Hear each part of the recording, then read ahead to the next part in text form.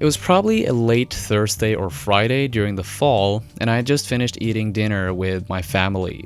My dad was tired after a long day of work, and what he'd always do after a day like that would be to watch TV, play some PlayStation, or listen to some music.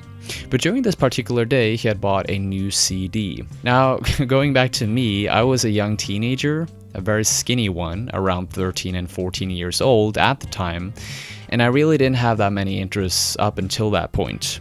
But it was when my dad put on this new CD that he had bought that music became a huge thing for me.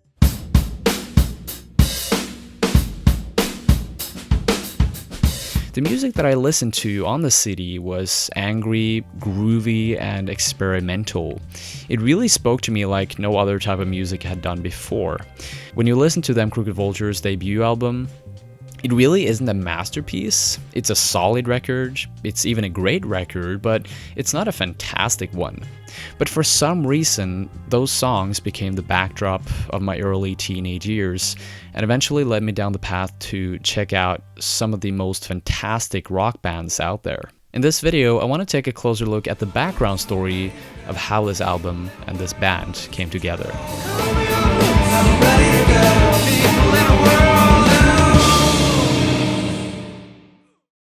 Josh Homme is the vocalist and guitarist of this band. He's most famous for being the frontman of Queens of the Stone Age, guitarist of Qotsa, and drummer of Eagles of Death Metal. Dave Grohl is the second member here. He's probably most famous for being the frontman of Foo Fighters and the drummer of Nirvana.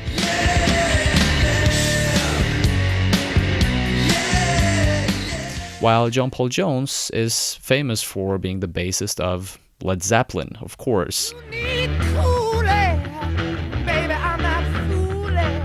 But he has also worked with a myriad of other artists over the years as well, such as Lenny Kravitz, R.E.M., and Peter Gabriel, just to mention a few. These three guys had incredible careers behind them when they decided to start this band, them Crooked Vultures.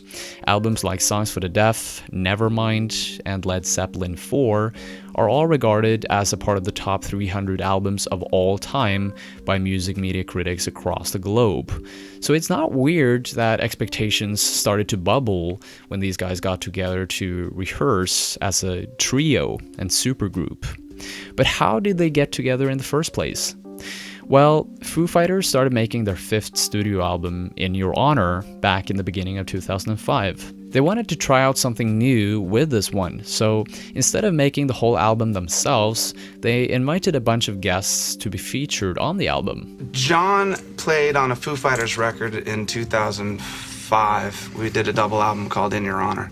Grohl talked to Jones on the phone, got him into the studio, jammed, and finally recorded some mandolin and piano to some of the songs on the record.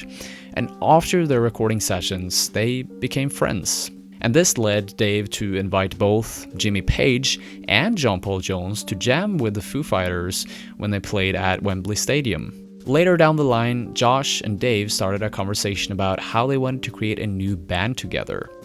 All the fans of our band. When the conversation came up and everyone looked at each other. After deciding on the fact that Dave would do the drumming and Josh would do vocals and guitar, they wondered who was going to be the bassist.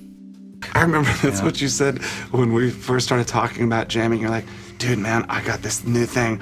I wanna reinvent the blues.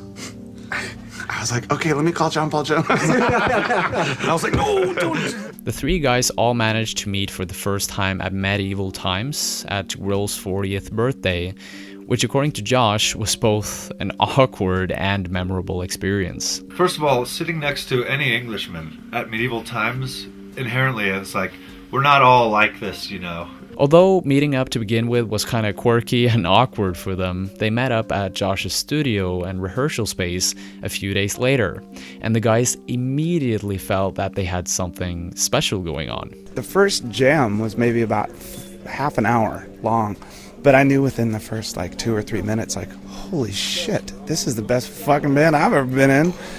Because John, I mean, you know, he's an incredibly gifted musician. Anything that he picks up, he plays with feel, he plays with passion. You know, he's a classically trained fucking genius.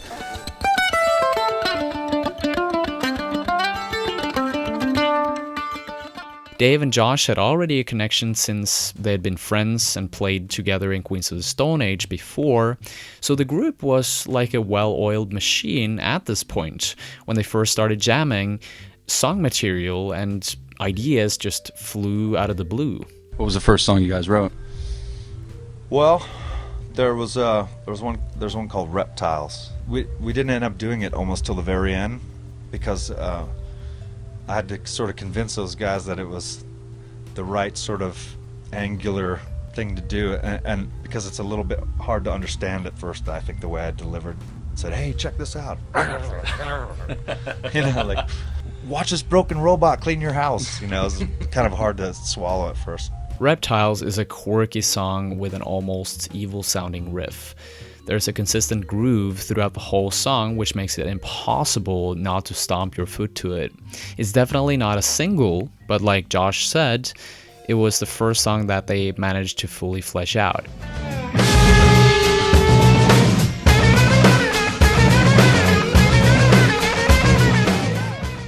And then there was a song called Spinning in Daffodils that was the first thing we really recorded.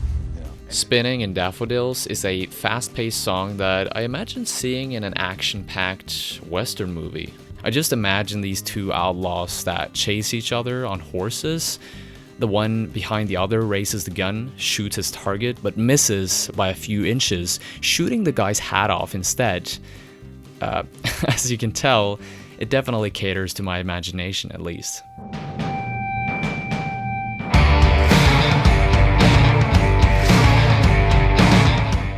Of course, these songs were a bit too long-winded and eclectic for the band to promote as singles, so the first single they released was New Fang on October 26th of 2009.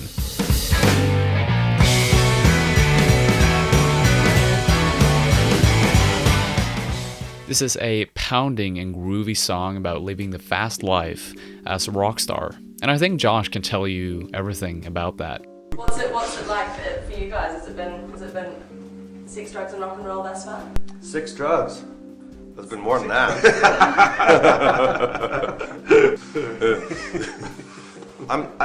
I need to hear that question again, I'm sorry. They also released a second single on November 3rd of the same year.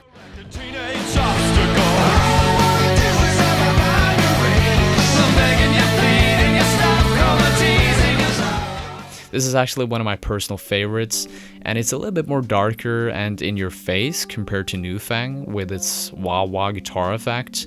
Both Josh and Dave are doing exchanging vocal deliveries in a powerful build-up in the pre-chorus, and not to mention Josh's haunting lyrics. Now, a lot of people consider them Crooked Vultures a 4-piece band because of Alain Johannes. The multi-instrumentalist and vocalist would help the band with an extra guitar and backing vocals during their live shows. He's worked for a myriad of artists over the years and became friends with Josh a long while back, just like Dave Grohl. Some of the bands that he is connected to involve the Red Hot Chili Peppers, Pearl Jam, Soundgarden, Queens of the Stone Age, and so many others. I'll put some links below if you want to learn more about his music and his story, because it's real interesting actually. Now, although the band for the most part seemed to work like a well-oiled machine, there were issues here and there. For instance, Josh had a really hard time coming up with lyrics and vocals for some of the songs since he usually worked the other way around, starting with lyrics and then adding instrument after instrument. I've essentially spent my entire career avoiding trying to write lyrics and melodies to a prearranged song. Yeah. We're doing this music and arranging it, and then we're all conferring and saying, is there a vocal possibility in this song or not? You know? Right. And I'm having to look at the song and go, yeah, I think so. But really making a real decision about, do I hear at least the outside of a thread? Because of this, and also the fact that they wanted to release a single CD debut, they also had to cut down on the amount of songs that they had on the record.